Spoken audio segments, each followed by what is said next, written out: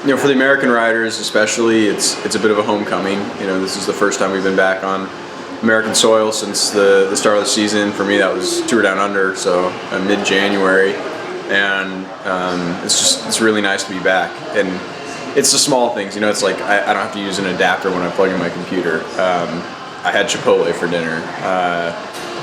The breakfast starts early and the race starts early.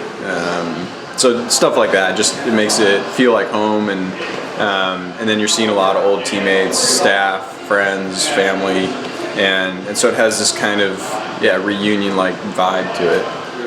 Fortunate enough to be buddies with Pete, and he's got a cabin up there. So when we got back from the classics, we flew up to Tahoe for some altitude training, but also just to be in the woods, just to enjoy being in the States, and then do some recon. So we did some hiking, did some biking, did some swimming, and we had a good time, but it was also a bit of work.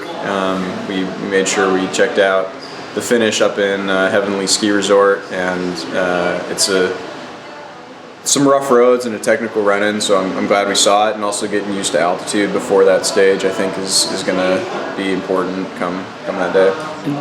Lake Tahoe finish, the Laguna Seca finish, and Santa Rosa finish are all ones I've sort of had my eye on. I'm a guy that if I'm going to have a result, the race needs to be hard enough that I'm pretty much miserable the entire day. And I think all three of those stages could potentially get raced in a way that there's a lot of miserable dudes out there.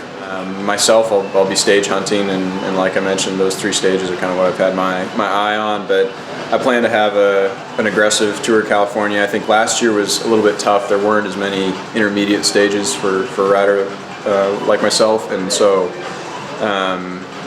I lamented the fact that I didn't kind of create more opportunities in that race, and so I definitely don't want to miss any opportunities this week.